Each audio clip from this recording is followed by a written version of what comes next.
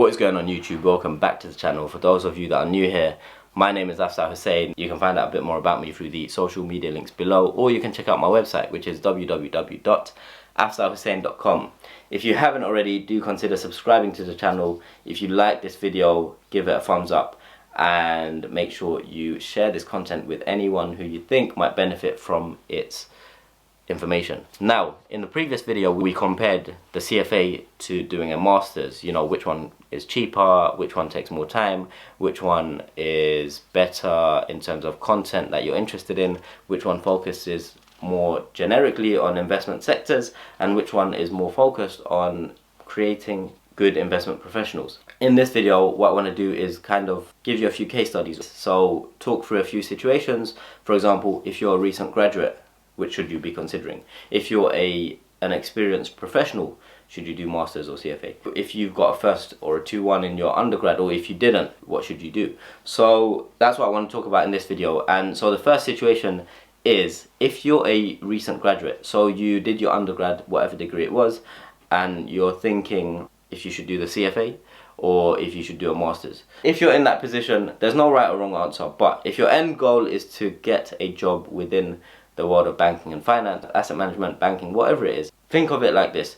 Two options. The first one is masters. Now, if you go and do a masters, oftentimes a lot of undergrads do a masters to buy themselves time. Some people do a masters because they're passionate and interested in the subject, but a lot of people do complete their undergrad. They don't have a full-time offer from a top bank that they want to work at, and so they decide to do a masters, and in that year try and get as much work experience or do an internship as possible. And so that's one option. Do a masters to buy yourself time. The second option is to go and work somewhere and do the CFA alongside your career. So that's good because, you know, it shows you're committed to the industry, you're committed to the world of finance and banking and asset management and investing, and so you're actively pursuing the CFA. You're looking to learn. If you pass your level 1, your level 2, your level 3, you get that stamp of approval, which really is the gold standard in the world of asset management, and heavily on the buy side, because not so much on the sell side. If you want to know the differences between buy side and sell side, check this video.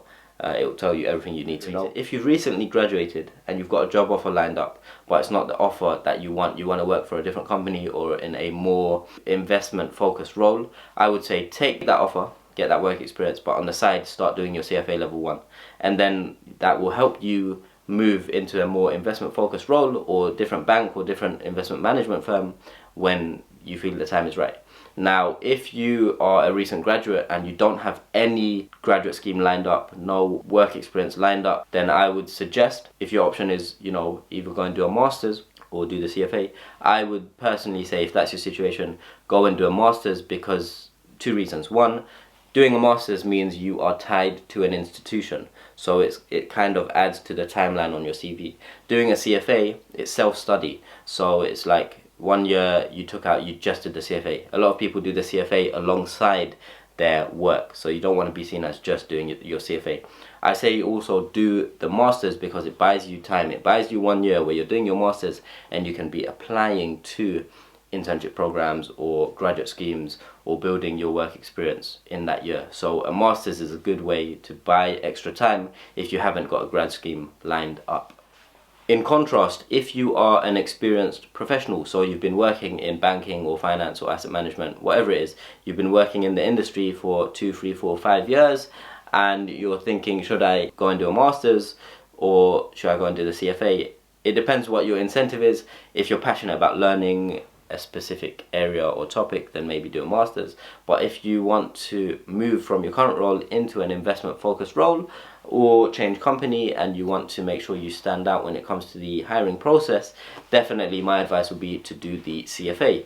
Now, as an experienced professional, the CFA, having the CFA designation looks, in my personal opinion, looks better than having a master's degree if you're an experienced professional, because it shows commitment to the industry, commitment to finance and investing. It gives, when people, I've said this before, when people see that you've got the CFA, it tells them, okay, this person has a strong understanding of investing concepts, and you would rather go for someone that has that type of knowledge, in-depth investing knowledge, as opposed to a broad generic master's degree by their name.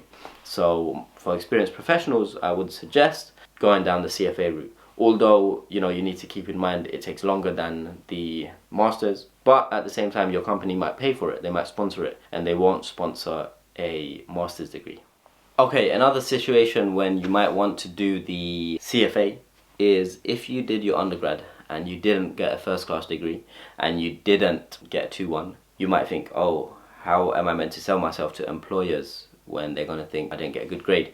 You can use CFA level 1 to kind of prove yourself, because 1 in 5 people pass the CFA level exams, right? So it's tricky to pass.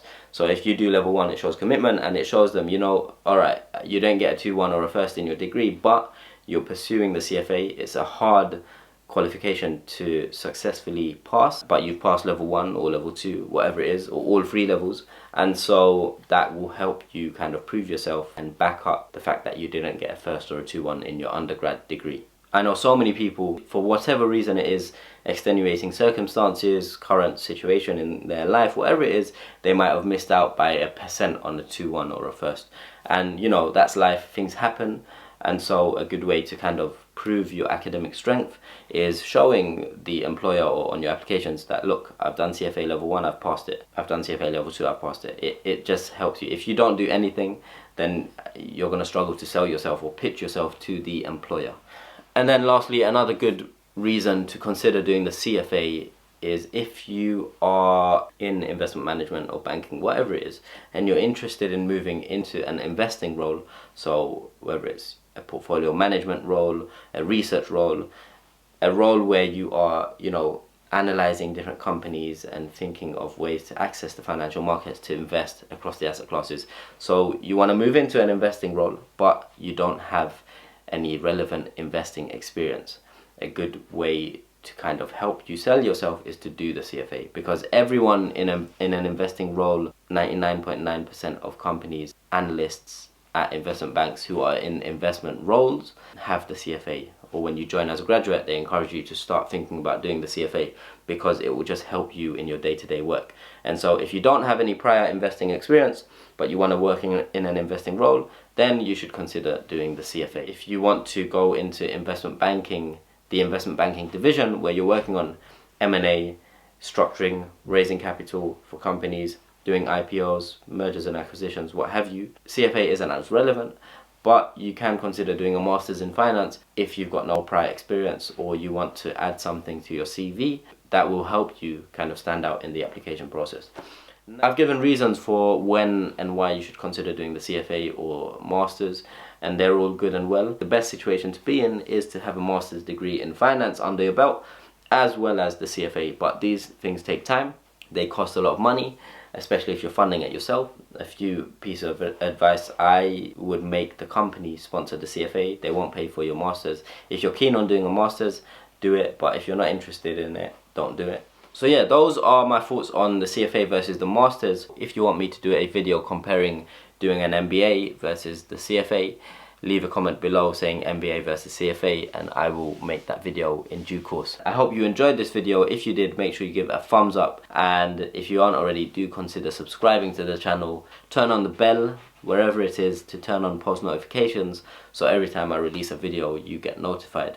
If you have any questions or comments or suggestions, leave them in the comments below and I will catch you in the next video. Peace. I've been meaning to do a 10k celebration video. A lot of you have asked for it on my Instagram, and so I thought, okay, I'll do that in due course. But in order to do that, I thought, because a lot of the audience want to kind of get to know me, get to know a bit about my background, whether it's my upbringing, whether it's what I do for a living, why I decided to leave the world of investment management, banking and finance and start my own company, what I do, anything and everything apart from the questions that I answer through the video. So if you want to send through any questions to find out a bit more about me, any questions that you have, leave them in the comments below on this video and any of the other videos, and I will compile them and answer the best questions to celebrate reaching 10k subscribers. Thank you once again for 10k subscribers, and I will be doing the Q&A video soon. So yeah, leave your comments below and you can ask me anything you want. I look forward to your questions.